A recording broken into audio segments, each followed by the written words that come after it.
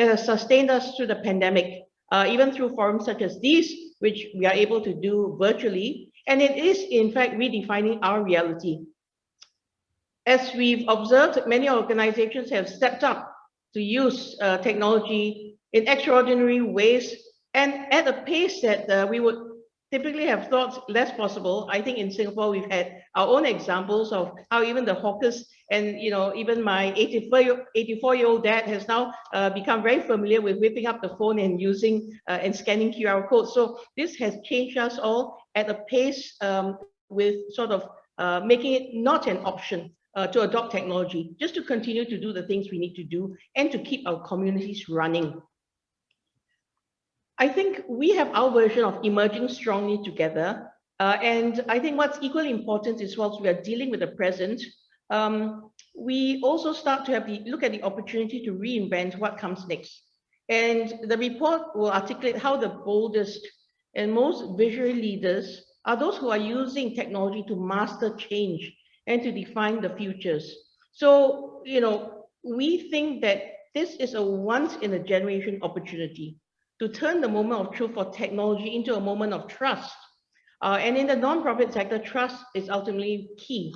And how do we empower and harness the power of technology, complete change and reimagine and rebuild the future of business, but in a very human-centered way. And so it is my pleasure now to hand the floor to Peter Yuan. Peter has graciously agreed to join us today. He runs Accenture Technology for Southeast Asia. And the topic for this year's report is Leaders Wanted, Masters of Change at a Moment of Truth. And so with that, Pete, the floor is now yours. Laylim, thank you very much. Good morning to all on the webinar. As Laylim introduced myself, I head up the technology business within Accenture Southeast Asia. Over the course of what will be probably 30 minutes, I'll be taking you through Tech Vision 2021. So let me spend some time painting you, I guess, a bit of a picture here, right? So imagine you're getting your first pair of glasses. Your eyesight has been sort of changing slowly, too slowly for you to really notice what is happening around you. And then you put on that first pair of glasses and suddenly reading the menu at a coffee shop or whiteboard at a school makes it easy. When you go outside, every leaf on every tree is sharp and in focus. You can see details around you that you've not known or hadn't even known you were missing in the past, right? So for a lot of the businesses, last year was that new pair of glasses. The pandemic was that moment of truth, forcing every enterprise to look at themselves through different lenses. It tested businesses in unexpected ways. It raised the bar on how adaptable and how innovative they need to be and reveal vulnerabilities that they've largely been able to ignore in the past. From inflexible work arrangements to fragile supply chain to untrustworthy information, COVID-19 showed businesses the limitations of how they were actually operating in the past. So in response, businesses across every industry have begun a journey of reinvention. They've dramatically accelerated the business transformation timelines, compressing plans for the next decade into the next year or two, to keep employees working and meet sort of rapidly changing customer needs as they need to pivot faster than they have previously done so in the past, right? So just to give you, at a high level, a couple of examples, right? In a few weeks at the beginning of the pandemic, UK's National Health Service rolled out Microsoft Teams, which is a collaboration tool, to about 1.2 million employees. And we're talking about a couple of weeks, right? As opposed to in the past, it may have been sort of months or maybe even a year to implement something like this. Another good example would be Ford, where fewer customers were able to go and test drive cars. So Ford created 10 interactive augmented reality videos for its new Mustang model. So people could get a true feeling for the car remotely. So after a year of rapid transformation, where are we left with right now? A situation Yeah, move to the next slide, please. Yeah, COVID-19 pushed a big, massive fast forward button into the future.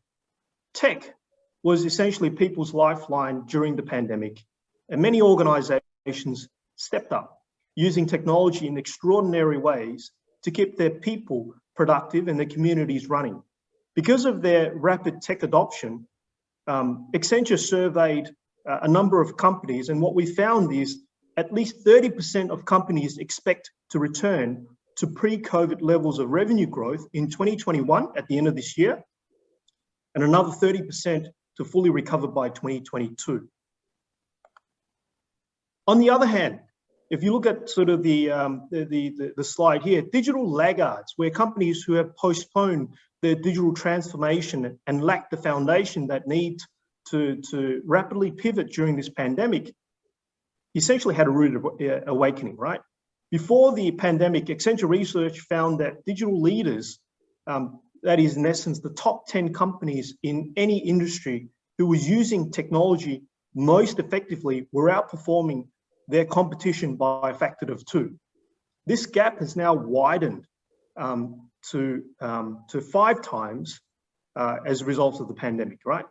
As leaders take stock of where the company stands today and what the future of the industry looks like, they are facing wider than ever digital achievement gap. We have this, with this widening achievement gap and sort of the reality that Laylim briefly described in her opening, every business needs to change. So what we have here is that essentially a once in a lifetime or once in a generation chance to turn a moment of truth for businesses into a moment of opportunity and a moment of trust. It is a chance for enterprises to redefine the future of their industries, build their vision of what will come next, and rebuild the world better than it was before. How do we do that? We do it as becoming masters of change. Now, what you see on screen here is essentially a view of the tech vision over the course of the few years. And if we start with 2013, when Accenture declared at the time that every business is a digital business, that was quite a radical and controversial trend that we put out there. As you chart through the number of years subsequent to 2013, you can see the relationship of us and tech has essentially evolved. And if you look at 2019, where where we put a trend out there to say, are you ready for what is next? Kind of feels remarkably prescient now. And no, I don't believe we're actually ready for the pandemic that we're facing right now. So let's get right into the technology trends for 2021. Let's start from sort of reading from left to right here. Let's start with the first trend, stacked strategically. Here we're talking about technology architecture and how technology choices made by enterprises that are made today will determine their capacity for change well and truly into the future. The second trend that we put out there is the mirrored world, where we talk about the growing deployment of digital twins and how enterprises are using them to gain big picture visibility and enact big picture change. However, for today's purposes, we'll focus on the other 4 trends because I feel that, or at least we feel that these will be more relevant for the audience in this webinar. The third trend is I, the technologist, is about democratized technology tools and empowering your people to be drivers of change. Anywhere, everywhere talks about remote working, and we're not just talking about working from home. We are talking about a trend where we're saying it could be anywhere, and how enterprises out there are starting to reimagine their workforce model of the future. And the final trend is from me to we, is about changing the way we partner with multi-party systems, and we're building resilience as a result of that, right? So today I'm going to double click onto the 4 trends, stacked strategically, I, the technologist, anywhere, everywhere, and from me to we, with a bit, taking into a bit more detail around the trend itself, and probably using some examples to highlight the the trends that we're putting forward here.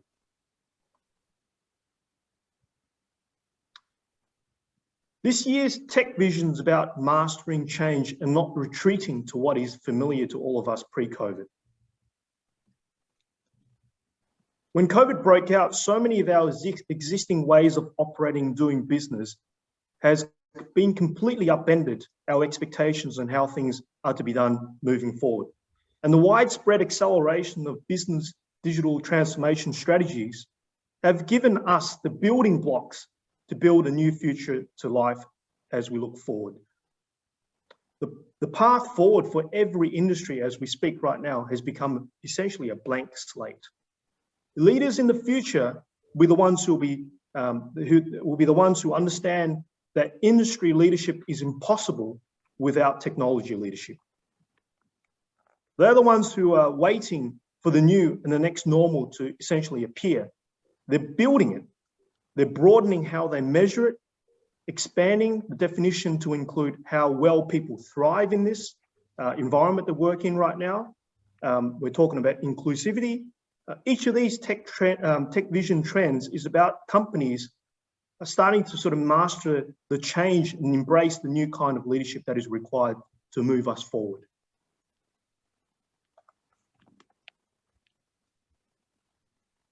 I'll give you a couple of seconds just to run your eyes through this slide. And we're talking about here, leaders wanted masters of change at a moment of truth. Okay, can we move to the next slide, please? So what you see on screen here is essentially surveyed results. And before I get into the results, as part of Tech Vision, Accenture went and surveyed roughly 6,200 executives globally, of which about 144 come from Singapore. 58% of Singapore executives state the pace of digital transformation for their organization is accelerating.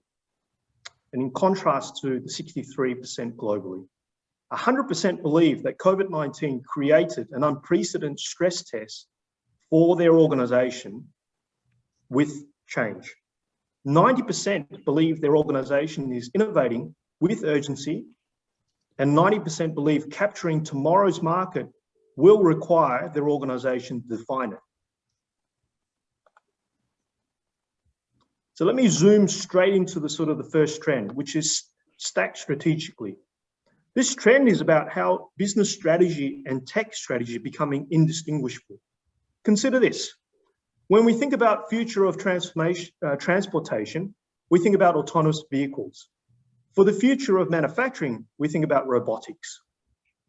For the future of food, we're talking about precision agriculture driven by edge intelligence supply chain built on blockchain. Whenever we think about the future of industry, we think about tech. New tech has always advanced industries. But what is interesting about this today is that businesses have more tech options and varieties available to them than they've ever had before. You know, from the distribution of cloud deployments to the types of AI models available to people out in the industry, to decisions of hardware devices, tech choices that enterprises can make at every layer within their stack is available. And there's an abundance of as-a-service solutions as well that has made taking advantage of the optionality made easier to everyone. This means that enterprises in the competition are starting to make different technology choices and starting to build different and competing visions for what the future of their industries will be. I think a very good example here is the gaming industry here, right? So let's call out Sony and Microsoft. You know, for decades, these two companies have approached sort of the video game market in a very similar way, launching consoles, competing over hardware and exclusive content deals, right? At a high level, they are still doing that as we look at the businesses or industries right now. But the companies are making different technology choices, which will drive now a different, unique, competitive advantage. And as their technology strategies diverge, their business strategies also diverge. Microsoft is emphasizing cloud, so working to make gaming accessible on more devices. Their Game Pass subscription lets players play on a sort of a wide variety of cloud-hosted games and a multi-device login support. Whereas sort of, if you look at, on the other hand, Sony has been focused more heavily on next generation hardware to deliver sort of immersive, exclusive experiences, right? PlayStation 5 console supports, PlayStation's VR headset and using new game controllers that feature sort of unique haptic feedback where, the console sort of buzz in your hands, like shooting arrows or pulling a rope, feel a bit more realistic. And these companies are still going after the same market, but at a discrete level, looking for that advantage based on the tech arc choices that they're making right now. Yeah, so if we can click to the next slide, I'll highlight some of this with some surveyed results for Stack strategically. 88% of Singaporean executives believe sort of the business and technology strategies are really becoming inseparable. 63% of our Singaporeans state that their tech arc is critical to the overall successes of their organization. And even higher, 91% believe their organization's ability to generate business value will be based on limitation, if looked negatively, or positively, opportunities for their choices around technology architecture. Let me quickly then sort of breeze through the next two slides. If you look at sort of the results around unifying tech and strategy, you can see the contrast by way of surveyed results between what Singapore executives say compared to global, and you can see that they're largely in line with one another, particularly around the thinking. And if you slide to move to the next slide, the alignment of business and tech strategy, 22% of the executives sort of believe that their organization's overall strategies are sort of coming together, and 13% says visionary tech goals are at the core of their overall business strategy, right? So I think very sort of interesting results from the surveyed results. Let me quickly click you through then to one example on Stack strategically, considering timing that we have right now. Let's look at sort of Royal Dutch Shell, right? They are really embracing the idea of business and tech strategy becoming one.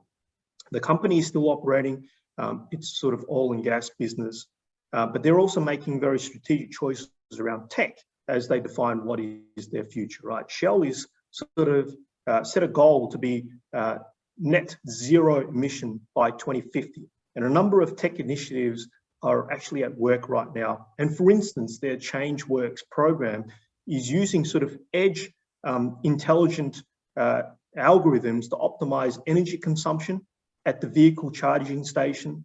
They're using Microsoft and their AI suite of products to improve operational efficiencies and lowering their own sort of company emission.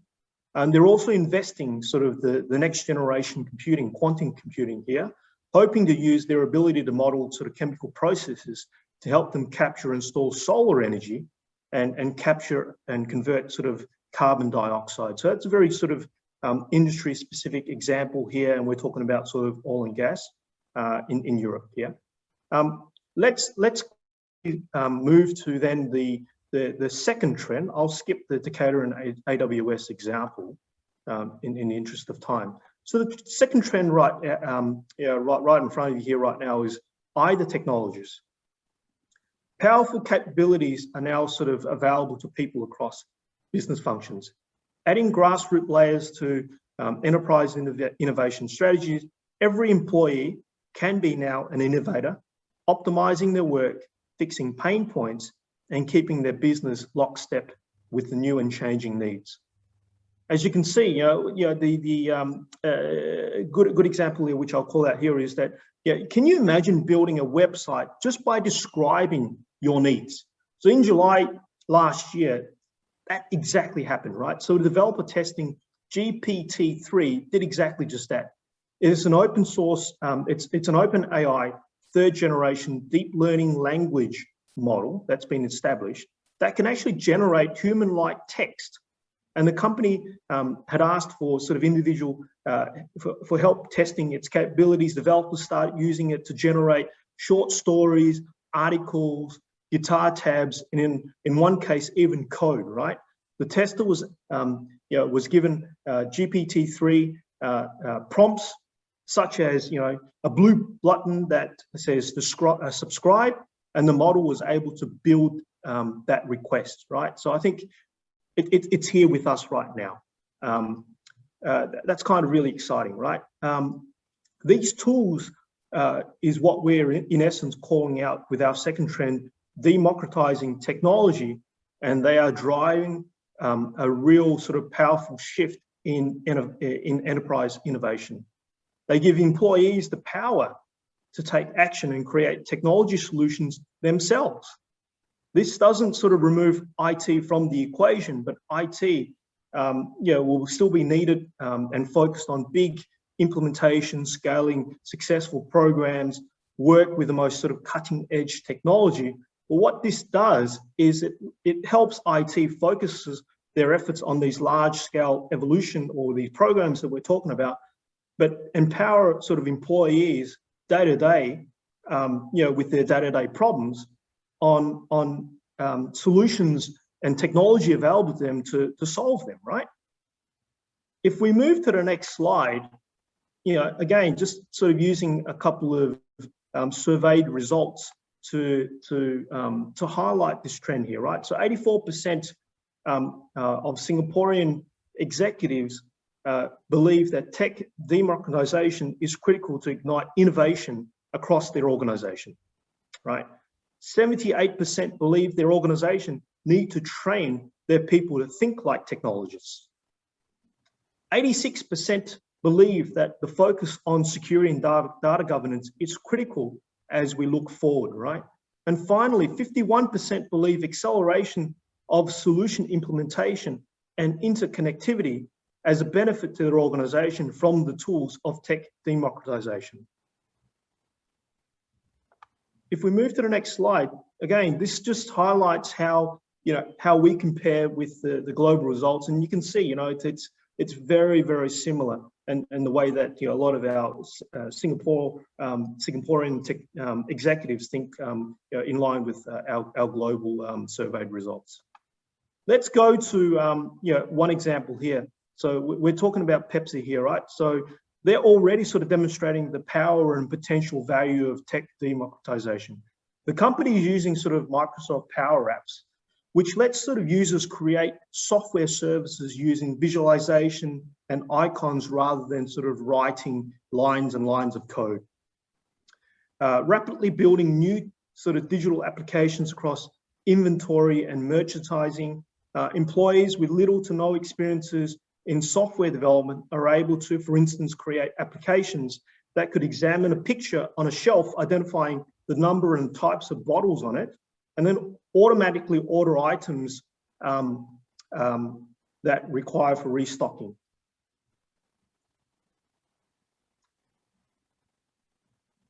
So let's move then to the next slide.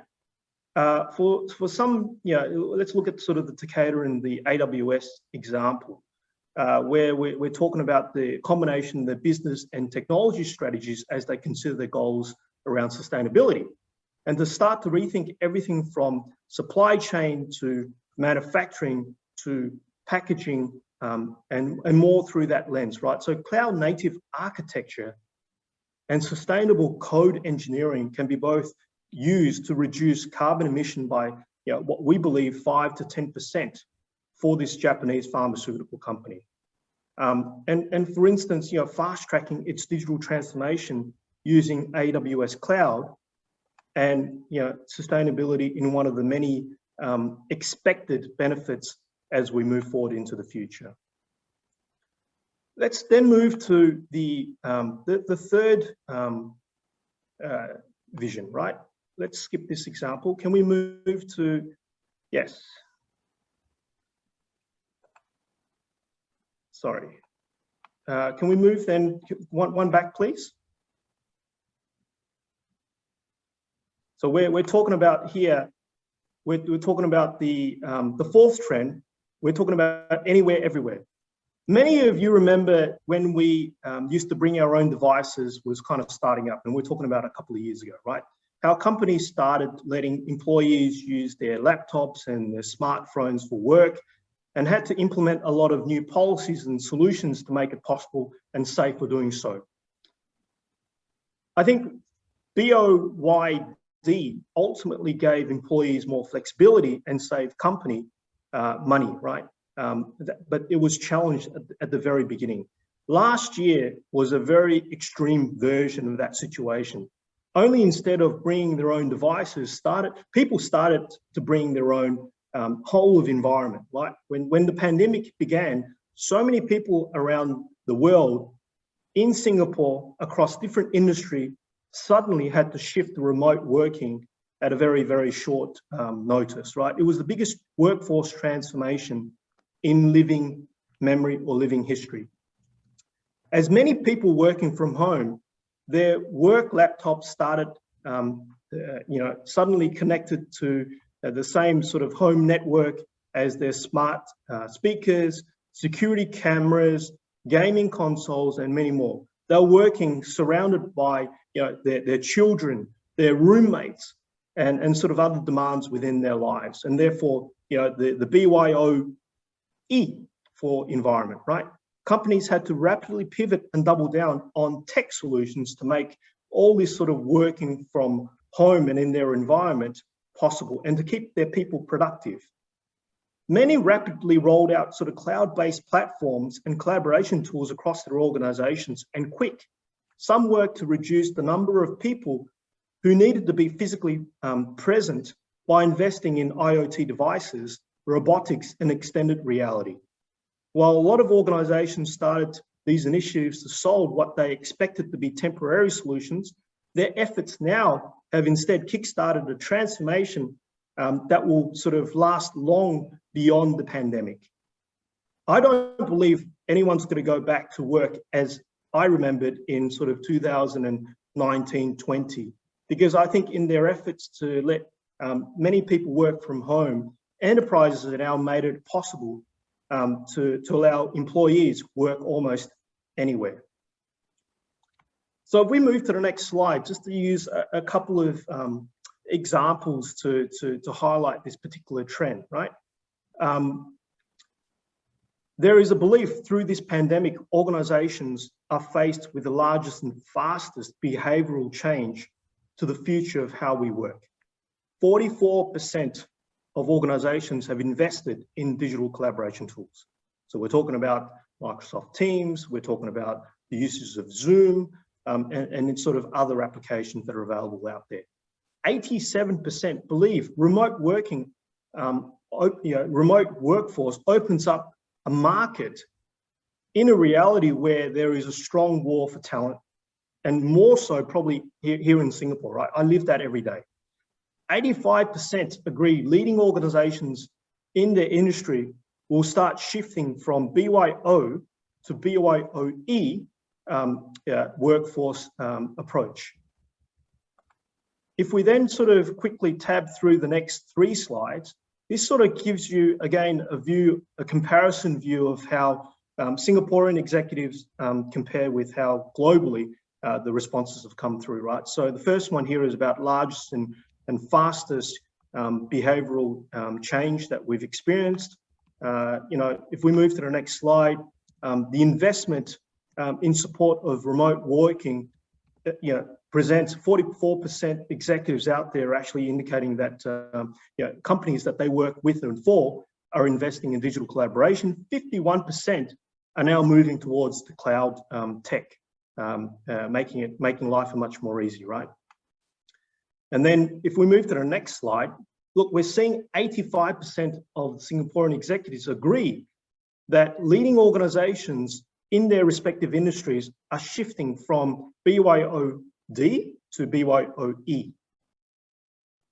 Let me then use an example with Fujitsu, right? A Japanese software and platform organization. I think many of you on the webinar would know. They have now sort of moved to a complete BYOE model which comes with, I think, an opportunity to reimagine the purpose of place. Fujitsu started doing this, and it's new, like work-life shift program is what they've looking to implement, right? The company launched this program saying that they wanted to maximize creativity and efficiency in their workplace by letting employees determine the best work situation for themselves. Everyone will be able to work remotely and work flexible hours. And the company is actually cutting its total office space in Japan by half. That's quite a substantial cut here, right? However, reorganizing that, reconsidering, some of the people prefer to work and meet in offices. Fujitsu is also actually opening up more smaller and satellite offices to accommodate these demands from their employees. Just quickly then move to another example here, which is Zoom, right? One of the biggest challenges from BYOE standpoint is security. At the beginning of the pandemic, when the company was simultaneously shifting to a remote working model, platforms like Zoom were sort of experiencing explosive growth. Attackers responded in force. So between sort of 2019 December to the end of March 2020, we're talking about sort of 3 to 4 months here, Zoom saw their user base sort of double from 100 million to 200 million users. In March, the anti-phishing working group got only sort of 8 reports of Zoom phishing attacks. In April, they got over 1,000. So we're talking about 8 reports of that to 1,000. So the user base doubled, but the attacks also multiplied. And it comes, I come back to the point when I sort of opened the 5 trends. Both data and security is at the forefront of every leader's priority when they talk about sort of working remotely. Let's then move to the final trend, the 5th trend. Me to we is about changing the way that we partner in this new world that we operate within. So one of the biggest lessons many enterprises learned within COVID-19 was that they needed to be much more resilient, adaptable, and build trusted foundations with partnerships, right? So I know, through my own experiences in the past, a lot of my clients like a single vendor or a single platform because it allowed them to drive accountabilities and that single neck to choke. But the converse could be possible, where that single neck to choke is essentially the single point of failure, right? And as we sort of look ahead, this trend is really in essence talking about building an anti-fragile ecosystem of partners that a lot of the organizations out there should be thinking about. Multi-party systems like distributed ledgers, distributed databases, tokenization have considered to be too complicated in the past or too niche. But I think as we move forward, the positive could be seen that it actually builds a level of resilience with this particular trend that we believe is going to be at the forefront of many of our leaders for consideration. Yeah. If we look at then the surveyed results, if we can move to the next slide, please. So from me to we, 15% of Singaporean executives surveyed believe their organization is experimenting with multi-party systems. Strongly fast forwarding to the cloud being a lot more resilient at the core. And through this pandemic, 81% believe that their organizations are facing disruptions as a result of COVID-19, but also the need to build this resilience that I talk about. Just quickly thumbing through then again with the next 2 slides, you can see the global contrast with how Singapore executives have responded to supply chain disruption resulting from COVID-19. We're talking about 81% of the executives reported this, which happened during the beginning of the pandemic and probably experiencing this right now. If we move to the next slide, You look at sort of 88% of Singaporean executives state that multi-party systems will enable their ecosystems to forge much more resilient and adaptable foundation as we sort of reimagine their industry of the future. Let's move to, I'm just looking at timing here, probably one example here. Sorry, can we go back? Yeah, exactly. This is a very, very good example here. The Singapore Digital Health Passport. At the height of the pandemic, Singapore demonstrated exactly why multi-party systems are becoming so critical. The government itself introduced a blockchain-based medical record system called Digital Health Passport that was designed to eliminate the need for paper records, letting people sort of store their medical documents in a secure digital wallet instead. When monitoring that spread of the virus was crucial, this system gave the government an easy way to track the levels of infection while still maintaining people's privacy. It also gave people verifiable test results and hospital discharge papers so that they're able to clear themselves for work. Blockchain was at the heart of this, this platform that we're talking about here.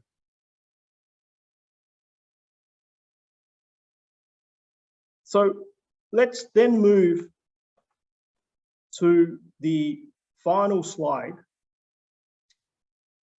Before, I guess, in conclusion, I'd like to end with a quote with the audience on this webinar. When the wind of changes blow, some people build walls, others build windmills. So again, when the winds of change blow, some people build walls, whereas others will build windmills. Our 5 trends all point to the way that leading enterprises are pushing their digital-first mindset across their organization and are starting to become masters of change. They are no longer competing strictly for market share. They're competing to build their vision of the future and to build it faster than the competition. We are heading towards a future that is different from what I believe everyone expects. The question facing everyone is now, will you watch the world change around you, or will you, as part of leaders in your industry, be leading that change? Laylim, over to you. Thank you. Thank you, Pete. Well, I hope it's given us all food for thought, and so now we move into the panel session. I'm very glad to be joined by the panelists, and I think there'll be ample opportunity for us to interact. I also thank you for the questions that have started to come in through the chat. But perhaps what I will do is keep this pretty informal so that we can move on at a fairly brisk pace. I will invite each of the panelists to provide a short introduction of themselves and their connection to the nonprofit world, and then we'll move on to an opportunity for questions. So maybe ladies first, Yoksim, if I can invite you to just say a few words and to introduce yourself, please. Hi, everyone. Yes, I'm actually a board member of SG Enable, as well as a co-chair of the e-tech committee, which is a tech committee between SG Enable and AIC, looking into assistive technology for people with disabilities. Aside from that, the other not-for-profit, but that involves the tech fraternity, is that I'm president of the Singapore Computer Society. My day job is a venture capitalist with iGlobe Partners. Yep, so that's my my relevance here. Thank you, Yoksim. I'm sure we will channel many questions your way. James. Yes, good morning, everyone. So thank you for having me here. So probably I'm one of the commercial organization SME here. I'd like to share a bit about what we have gone through during the COVID periods. So I think when COVID first hit us, that was in March last year. As organizations, we were 100% managed professional services company. But over the last 12 months, we have actually leveraged on what we have in our assets in terms of technology, as well as our people, to pivot into new technologies, smart technologies for buildings, for safer construction sites, and etc. Fast forward, our business has grown double the size. We have achieved ISO 27001 in the midst of a COVID. And we were validated recently by being acquired by a Hong Kong listed company for 12-time PE ratio. And the whole objective was to bring what we were doing during COVID periods to the regions. So we're very glad in today's sessions to share how do we make it happen, how do we make things happen when we talk about digital transformations, when we talk about encouraging everyone to adopt a digital mindset. So looking forward to the panel. Thank you. Thank you, James. And of course, on the panel, we also have Peter. So anyone who's got questions, perhaps a click down from what Peter briefly described earlier, please, we will, we'll have the opportunity to cover those off as well. So maybe just as to kick off, and I will definitely come to the questions that have come up, but perhaps I would like to provide the opportunity for Yok-Sin and for James to respond to what they heard earlier. So perhaps the question I have for you is, when you think of the 5 trends, which one resonated most with you in terms of relevance and the reality of what we have around us? And maybe for that, since I started with Yok-Sin, maybe I'll let James start the questions and come to Yok-Sin next. Sure. Okay. So perhaps I can address the second point that talks about making conducive remote work experience. Work done started working from home before even circuit breaker happens. Being because we have a Malaysian office, and the Malaysian office was experiencing circuit breaker, was experiencing MCO earlier than Singapore. So we decided to adopt it for Singapore as well. And that was somewhere after Chinese New Year, March. We treated it as an experience, as an experiment, but we didn't realize it lasted for more than a year since then. All right. I would believe that it's still a double-edged sword. And I thought I want to share a bit here that there will not, it's an irreversible trend. I think working from home, working from anywhere, bring your own environment is here to stay. And I think we've heard enough about the pro and cons, so we won't dwell into that. But I think what I can share here right now is because of this trend, the leadership has become a lot more important. 3 points I will just quickly highlight. First, trust. We are businessmen and we are organizations, leaderships. Many times we are skeptical about working from homes when workers are not under surveillance, right? I think there's need to be a tinge of leap of faith here, to trust that every employee want to do a good job, want to get a job done, regardless of where they're working at. The second point here is awareness and support. We need to be aware that we cannot take for granted an employee working from home. They will have all the tools and all the environments to do the jobs. I think as a leadership, we need to take proactive effort to find what else we can do to support them to work in different environments, just as we take a lot of proactive effort to make our office a better working environment. And third one, performance management has become more pronounced than ever, because now everyone is working in a certain way, a lot of time in isolated manner, and therefore performance management, it's important so that the employees, the workforce we're working with, are able to remain participating and a sense of ownership in what they are assigned for.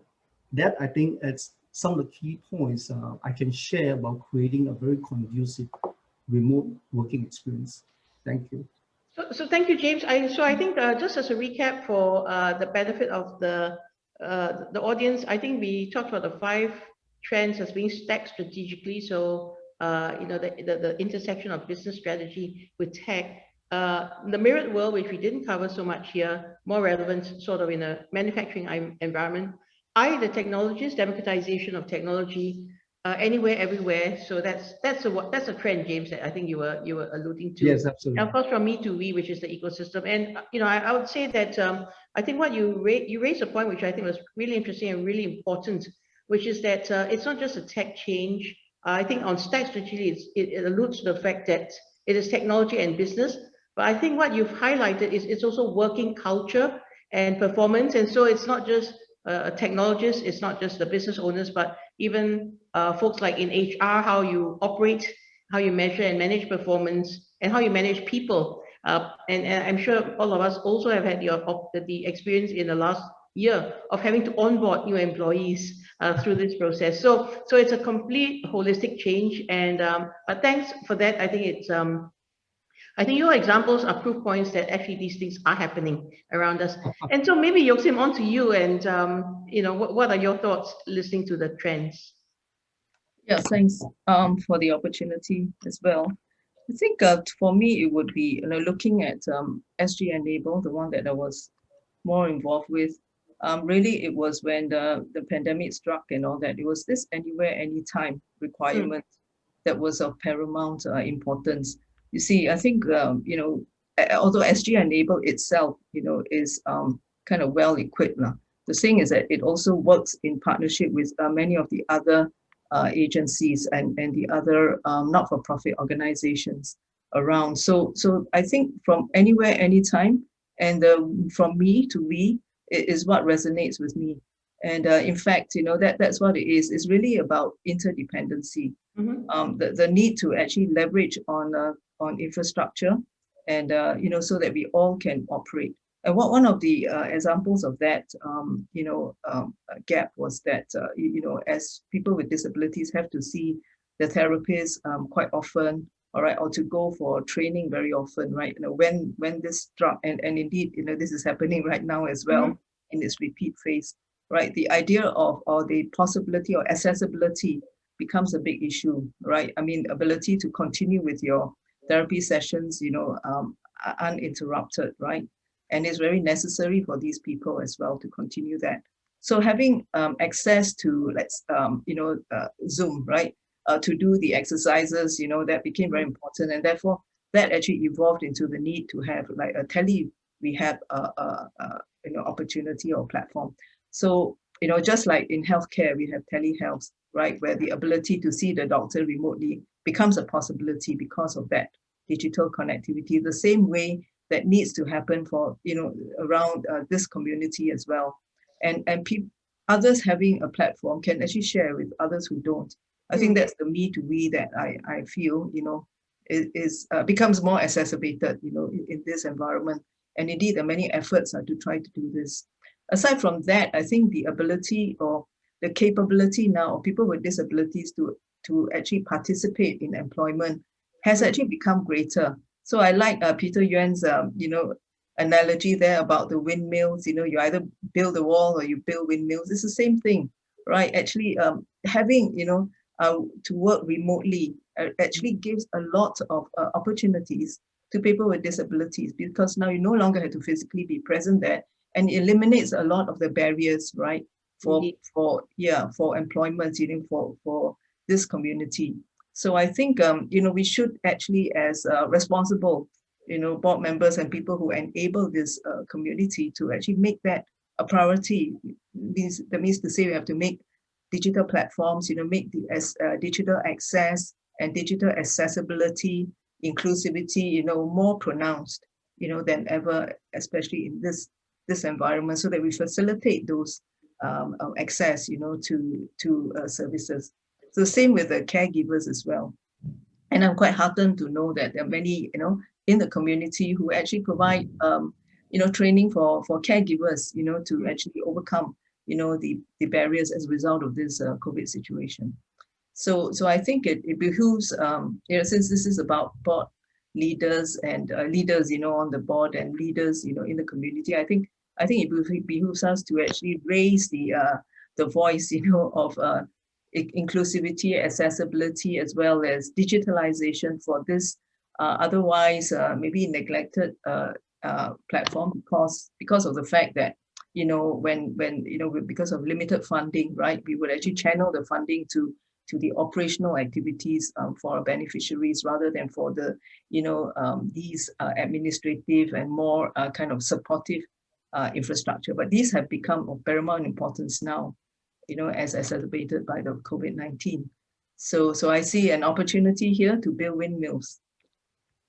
Thank you, Sim. And I mean, very encouraging. Again, the fact that we've been able to mobilize despite COVID. And one of the things personally that I've observed, and which I've sort of felt quite strongly for a while, but the examples now in the COVID era have presented much more of a reality. I've always felt that at times we tend to overthink things, and we tend to have this desire to build our own. And at times like COVID, it was quite fascinating for me to see that really no one had time to build their own. They just had to use what was already out there. And my favorite example probably is an easy one. It's about the hawkers, Yes. who had to come onto Facebook to do something called Hawkers United. There was no need to think too hard about building my own platform. The need to stretch out and to extend to the ecosystem, through Grab drivers and the likes. So it actually, I think, brought to life for me something that I think could be a good thought moving forward, is not to reinvent the wheel. I'm sure everyone on this forum has had some experience of building our own volunteer management system, for example. That's always my pet one, is, and at some point in time, a COVID-driven pace has forced us all to say, let's not build our own, let's share, or let's build what's out there, or build it once and deploy it to many people. So, there are many examples of how one can rethink the way one deploys technology. And that was a very neutral and unemotional example, because every one of us relates to hawkers, their plight, as well as the pleasure of still having access to them, today. I'd like to give another example, if I may. Yeah, under SCS, right, we did PC for Good, which is to raise money to provide PCs for children, for needy children. And we could do that under giving.sg. Right. And there was also giving.asia, right? So we started with giving.asia because we had to fulfill some requirements, right? Then subsequently we got onto giving.sg. So it was a ready platform, for collecting money to raise, for a cause. So I see that these are examples of platforms. And what you said about the Hawker United was true. I mean, in SCS, we actually recognize the tech heroes, right? And they could just come up with, just applications like that on the fly, right? Very quickly. And that enabled the whole hawker community, right, to still survive. So, so I'm going to now read out a question that came up through the chat. I'm going to do it in the sequence in which I received these questions. And Pete, you're not off the hook. So you do need to come off mute, because I'll pose you this first question. And as I do the questions, I'm going to pick one of the panel members, but I will also please request for all other panelists who have something to say, please do weigh in. Now, this one for you, Pete. What does a workforce who are also technologists look like? This comes from Bernard Lim. I suppose it's like if I was surrounded by 3,000 of you at Accenture, what would that look like? And I'd rather you answer the question, Pete.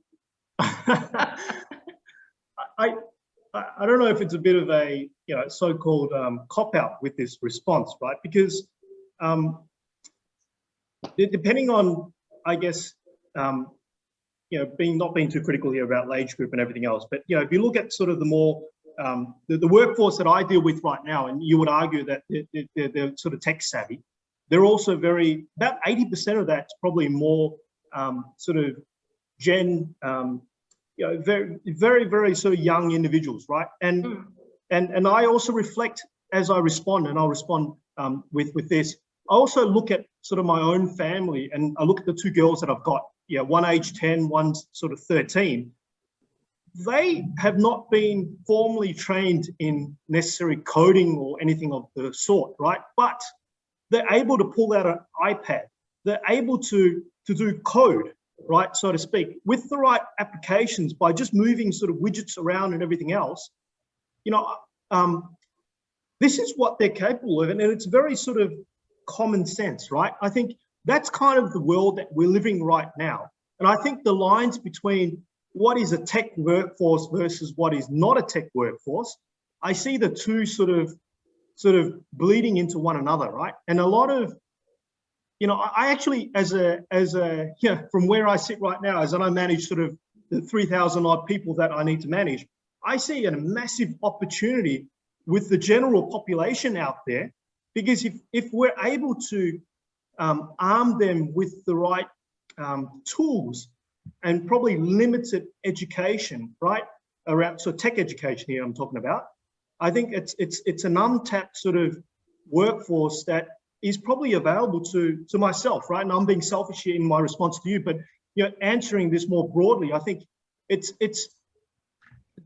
I don't think there's going to be a massive change to that workforce that you've got right now. I think it's how do we sort of reskill a lot of the people that we have right now with your current workforce, arm them with the tools and the skills and the knowledge to essentially do some of the stuff that I talked about earlier in one of the trends, where you're removing the dependency of IT to do your day-to-day sort of troubleshooting with your computer and everything else, and even sort of challenges with the application. So you're sort of solving these issues and leaving sort of the true propeller heads, the true techies, to do the more complicated and the more complex things, right? I think that's the world we're living right now. And I use two examples. One with my daughter, who's very young, to the example that you've sort of used, Laylim, with your father, right? Where he's able to navigate on a smartphone, right? And to do the stuff that is expected of him in this sort of Singaporean society that we live in right now, given the COVID situation we're in. Thank you, Pete. Yeah, I can certainly see how real this is in your life. But also perhaps I'll share perspective, and then I'm happy to open up if anyone has any other thoughts. But I think the reality today is, my point of view is that actually it's about everyone in the workforce not being tech shy. And so, like Pete says, the propeller heads on one end are the folks that understand the plumbing and understand how to connect the dots and to bring things to life. But I do think that we are at a point in time where everyone needs to be comfortable understanding the concepts and having the appetite to be immersed in it. I mean, within Accenture itself, even as we think of ourselves as very much a tech-savvy organization, we are not all Peters, but we are, so there are normal people around as well, the non-propeller heads. But we actually embarked last year on a program called TQ, which is all of us had to undergo a certain number of hours of training, self-study, to up what we call the technology quotient. Because the reality is that tech comes into our worlds around us at such a pace that it's almost important to have familiarity with what blockchain is, even if we do not configure blockchains, but just to understand all these concepts in probably the same way as we've started to think about sustainability, meaning to say it's such a broad domain that everyone needs to be familiar with what the concepts are. And so I think that would be one thought that I offer to this group is, how do we uplift the level of comfort in all our workforces to be brave and to embrace tech and the use of it, and to believe that that's something that's accessible. So the trend of democratization of technology is very real. Different levels of proficiency, different levels of specialization, but it's for everyone. And in a separate context, as I've spoken to the HR community, this question of how do I prepare people for jobs in the future if I don't know tech, is also very relevant, because we talk about industry transformation. We talk about then jobs being changed and impacted. And so I would say this is an excellent question. Thank you, Bernard. But it just prompts us to, I think, truly recognize that tech is everywhere. And this notion of tech quotient, as much as EQ, IQ, and now TQ, how does everyone uplift from where we are today to move up one or two notches, to be more familiar with and to be more confident about operating with tech? I'm not sure, James or Yoksin, if you've got anything else to add, but there is a really good question which I think we should spend time on now. So if you don't mind, I'll move on. It comes from Sumitra. And it might almost require an essay to respond in a thoughtful and complete way, but let me just try with this panel anyway. There are two questions. Number one, how are we addressing societal needs? And I suppose maybe I should just interpret that question to be, in the world of tech, how is tech making our world a better place? How is tech helping us to be more inclusive? How is tech allowing us to help and serve more people with constraints of resource? So that's the first question. And maybe I'll just put that question out there first, and see if anyone would would like to respond. Maybe I go. Sure. Yeah, since this is up the alley of digital inclusivity, you know, that SES always, you know, promotes. Yeah, so this, I mean, as you rightly pointed out, your father and then Peter's girls, you know, have all caught on to digital, and you can see that even a kid, right? I think before they learn to walk, they would have learned the phone, right? How they will learn how to play on the phone. So actually, you know, I think this whole question of digital inclusivity in terms of access, right? As long as you have a phone, right, today, right, you are included. And I think the trend about how does it benefit society? So it's pros and cons, right? As you know, I mean, you want to keep the children quiet, right? You stuff a handphone there, but it's not good in the long run. So there needs to be calibration of, you know, use of these devices. But actually the minimal access to these devices, I think has now become like a social norm, right? Or it has become a social necessity now, right? Everybody needs to have a phone in order to go for your vaccination, in order to, you know, do all sorts of transactions these days, right?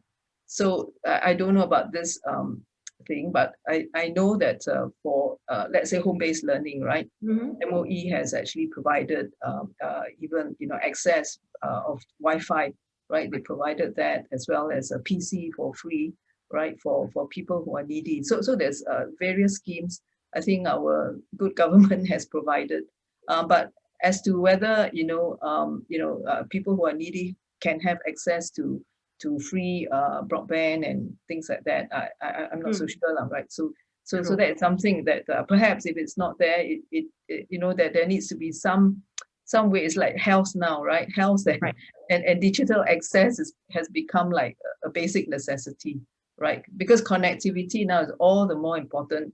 It's not going to be like face to face at the default, right? As you mentioned, right? Digital is the default now. So having the access to communication, right? Basic communication is key.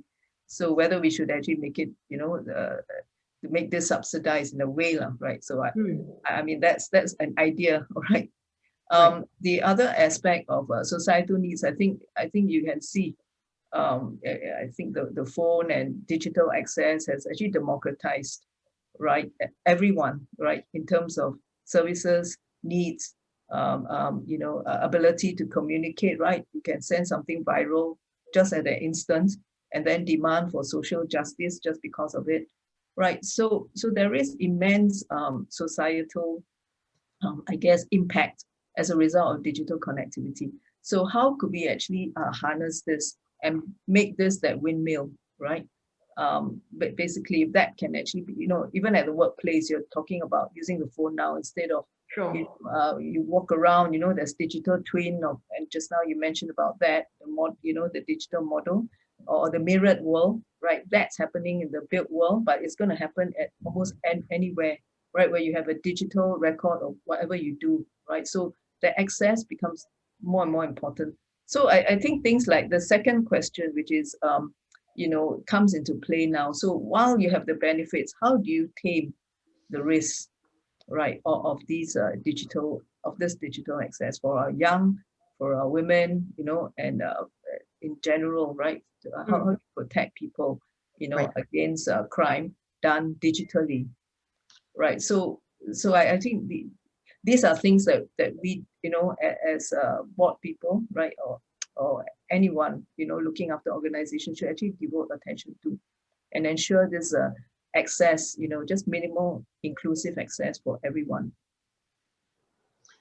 Thank you. And so I know that there are more questions coming. So I think you partially also answered Sumitra's second question around the risk of tech, things like addiction and others. But maybe what I would do is pass over that to just to make sure that we try and get to everybody's question. And I think the question that I have is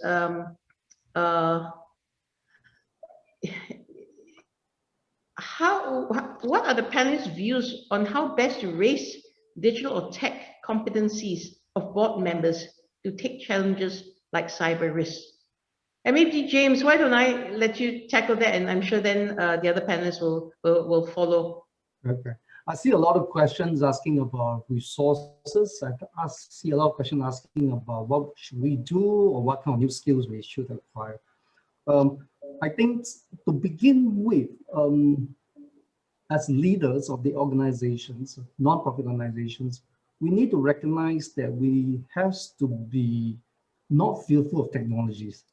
You know, more often than not, when we deploy technology with a lot of organizations, we come across the senior leaderships who will comment things like, I don't have a Facebook account.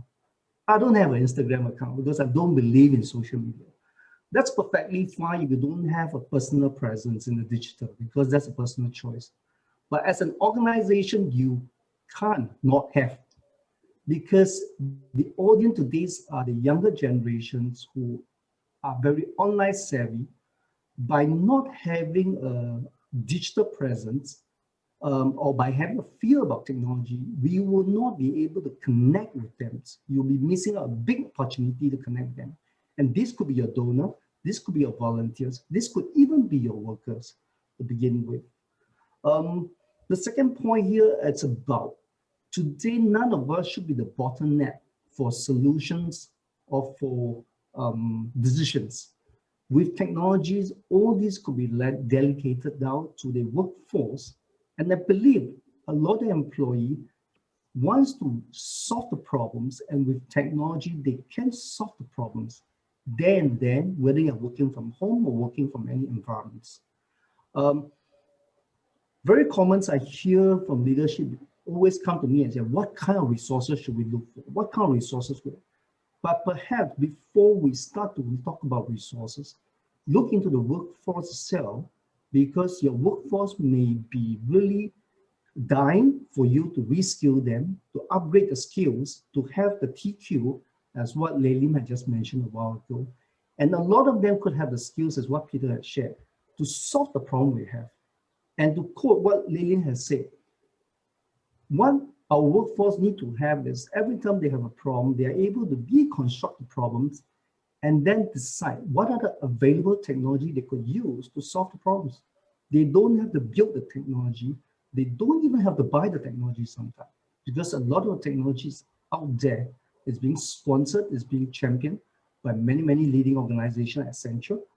All we need to do is to get our people to think about problems and look around for all the technologies available. So going back to the questions about, we are a lean organization, going back to the question of what kind of resources we have, I would strongly urge that look at our own workforce.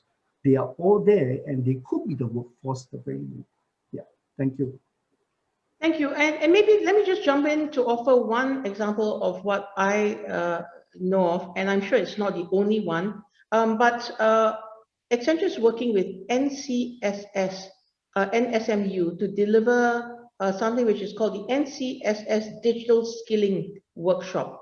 And it's so that's something that I'd encourage you to explore, because it's a workshop that's designed to help non-technologists understand digital skills, and also then to catalyze that into action with sort of a little bit of design thinking to figure out where one would begin that journey of digitalization. So like I said, there's many out there. This is the one that I know because we are involved in that. And so, you know, maybe I would then go on to Tony So's question. I think the criticality of embracing tech change to reimagine and reinvent is spot on. And so then the question is, how can small nonprofits navigate the way forward to capture the opportunities while investing prudently and strategically? Is there a lean model for such tech transformation? Yoxin, maybe you probably have some thoughts to share. Right. I think in terms of I think SMEs, that there is a scheme, right, by I think Kong actually had also written here in the chat.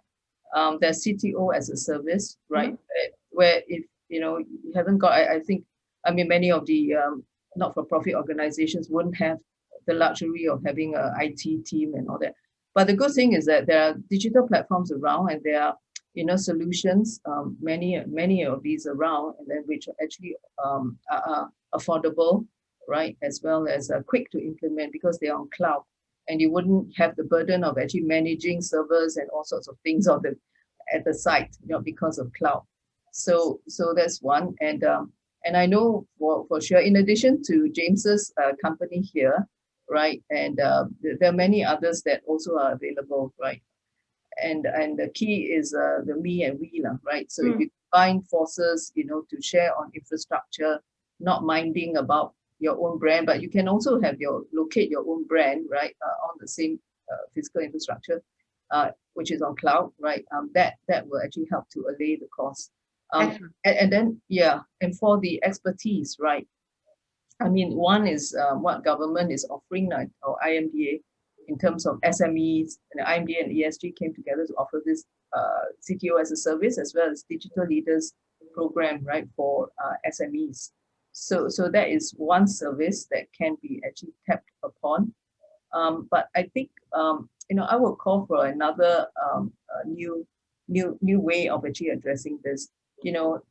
Companies like Accenture, like many others, it may not be IT companies, but it could be well-endowed companies looking to do CSR, right, corporate social responsibility. Perhaps can do such a can provide either funding or can provide the actual solution for this to happen, right? And the key is that we should kind of embrace this and look at how we could actually move forward. So your CSR can involve digital now, I mean, in addition to helping physically at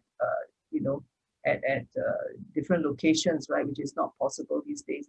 I think offering digital platforms will be a good way, for CSR to happen. Thank you.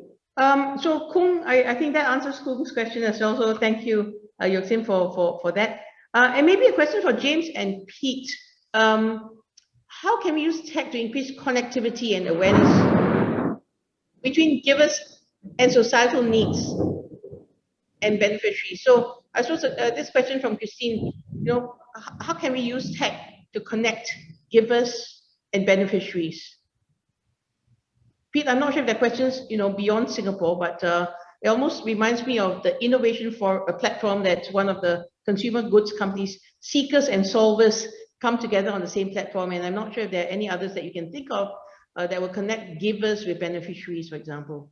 Yeah, I don't. Nothing sort of comes to mind, Lim, around sort of this specific question, and also to the audience here. But I'm sure there are sort of platforms out there where it's a bit of a marketplace to some extent, right? Where you can make that connection between sort of givers and donors and the beneficiaries or the receivers, right? So there could be something of such that's available out there, and we're talking about access to internet, access to a web browser to be able to sort of open that sort of door up. So Laylim, I know it's a feeble attempt to answer your question because I'm not familiar with the audience here, but I mean that is, I'm almost certain something like that exists, and it's about finding that out there in the ether, right? I think that would be an answer. Sure, and I'm sure somewhere out there's the opportunity for the next big idea. But I think the next big idea would probably mean everyone on this forum coming together with folks, perhaps even with like NVPC and others, to try and reimagine what this could be. Yeah, and sorry, Laylim, I do want to double back because what sort of James answered in the prior question, and also what Dr. Chong said, it really does resonate with me, right? Because I mean, instead of possibly looking out, look within, right? Particularly around access to talent. And I mean, 25 years I've been sort of, this is what we do for a business, right? We reskill our people, right? And so it's almost like a given within my industry here. But think about that when you're looking at sort of talent. And also, I wanted to throw something actually out there as well, being a bit provocative here, right? What about the community on the call here? I mean, there's a lot of sort of non-profit organizations or people who are involved with that on this sort of webinar here. I mean, what about the thought around sort of crowdsourcing, right? And sort of, you know, using services or help from sort of other non-profit organisations over and above what maybe the government can offer, and also maybe what maybe something like an Accenture or Ernst & Young or others could also provide, right? So it's an and I think it's probably something that, you know, could be explored, right, to help. You know, and I think that echoes again what I might have said earlier, and it also reflects on us reflecting on the question about lean. And I think again, it's a paradigm shift and an opportunity to change the way we all think. Lean means I have to do it by myself, and I'm constrained in resources. And so, how do I do it in a minimum viable product way? And I guess, Pete, your encouragement for this group is that coming together as, you know, X number of companies, how can we pool our resources together? So not to be minimalist and lean, but to think in terms of abundance. And if we all pull together, the lean resources we have might not be as lean as we might have thought. And, you know, and so sort of that removes a bit of the boundaries and constraints. So that's probably something that would be interesting to take away. But just on your point, I mean, in all of the data points that you presented, the one that jumped out at me was, you know, on many fronts, Singapore and the rest of the world were quite aligned. I mean, it's plus or minus X%. Sometimes I take it that it's because we are already quite well progressed, and therefore that magnitude of change is not that significant. But the one that jumped out at me, I'm not sure if you've got any, you know, thoughts, is around Singapore, 78% versus 86%, in terms of organizations seeing that it's their responsibility to develop technologies. And that seems a little bit odd, because I would imagine that companies do need to take on that role and that responsibility for building technology's capacity in our midst. And so I think whether it's you, Pete, you know, James, or whether Yosim from the perspective of SCS and others, I mean, what thoughts, you know, what's your reaction to that? So let me, sharp eyes, right? I picked it up, you know, I mean, the difference in percentage, we're talking about a handful of individuals based on the people that were surveyed, right? I think that's kind of, you know, data point number one. The other data point was, when I did the comparison between global and Singapore, was a lot of the individuals who didn't respond either way was kind of sitting on a fence. Like it was like, you know, non-applicable or, you know, not quite sure, right? So, you know, I think maybe it's just, you know, the environment they're in right now, maybe specific to the industry.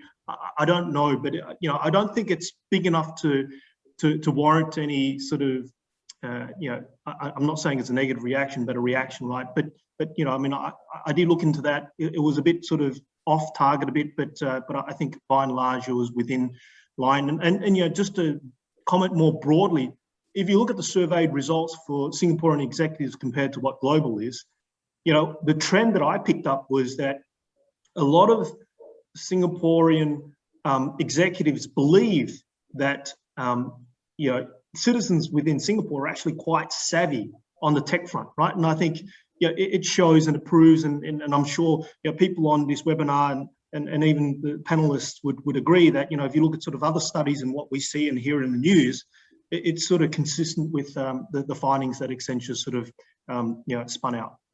Okay, so maybe I'm going to close this session, and the way I'd like to do it is to give each one of the panelists sort of, you know, what are your parting thoughts to this audience? And I'll go in the same sequence that we began with. So Yosim, if you'd like to go first, what are the final thoughts you'd like to leave behind for today? Well, one point is digital CSR. Consider that you know, to help you know, the sector, not-for-profit sector. The second is that digital has become second nature. So it behooves all of us, you know, on the board, as well as the operations people who are operating the not-for-profit organizations, to get ourselves equipped. And there are many ways for doing that. Skills Future and all that, right? Allows us to do that. And if you want to avail yourself of the SCS courses too, do so, right? They're CTREP founded as well. And number three is actually to have a continuing transformation mindset, right? That is anywhere, anytime, me and, you know, from me to we, right? So that we can survive together. Thanks. And thanks for the opportunity for having me today. Thank you, Xim. And James, your wrap-up thoughts. Well, I'd like to quote something that Lenin has said: nothing can happen for decades, and then decades can happen in weeks, right? And I think this is what we're witnessing. We talk about technology since 2013, but suddenly everything gets done. A lot of things get accelerated in the last 12 months. We definitely empathize with the smaller organizations and non-profit organizations running a very lean structures, looking for resources, scrambling for resources to embark on this digital journey. And I think that's where bigger sponsor, that's where maybe even Giving.sg could perhaps look into great platform they have right now, but why are not the small organizations jumping into it? But instead, every organization is trying to have their own volunteer management system, their donor management system, when they could have leverage on Giving.sg. What is the gap there? Is it about data governance? Is it about raising for attentions or whatever? And many has claims about millennials, strawberry generation and things, right? I like to believe that this is the generations that really believe in community, believe in sacrifice, believe in collaborations. I think they are observing, and in fact, a lot of them are bearing the pain of this whole COVID versus a lot of us who has navigated along the ways. And I think this is what we really need to do, is to reinvest in them, to really, like what I think Dr. Chong has mentioned, CSR, a lot of big organizations has to really look into giving back whatever they could afford to help to make these movements. And of course, the governments are helping a lot with all the grants, with everything, but that's the entire different way of navigating with the grants. But more so important thing is, I think, more conversation. We should have more of these conversations, hearing out, and let's get solution one at a time. It could be an entry solution, it could be a small step, but let's not wait for the perfect solutions before we start everything. Thank you. Thank you, James. And Peter, finally over to you. I think, Laylim, my thoughts are to really embrace the change, right? I think the world is absolutely evolving, and it's evolving very, very quickly, right? I think the legacy mindset of cannot should be flipped to we can, right? If we are to survive and move forward. And I think, you know, I know there's challenges with competition and everything else, and if I look at sort of the private sectors, but there's an opportunity as well, if you flip it around the other way, to collaborate, right? I think the power of one is just so much more powerful than the power of, the power of many is so much more powerful than just the power of one, right? I think that's kind of where we are right now, and I think if we are to move forward, and we're doing very well, right? I mean, I'm not a native Singaporean, and if I compare what, you know, the Singaporean government and the citizens have actually done in this country is phenomenal compared to something like Australia or the sort of other sort of Western countries, where it's just mind-blowing, right? Particularly around the digital savviness of a lot of the people that live in this country.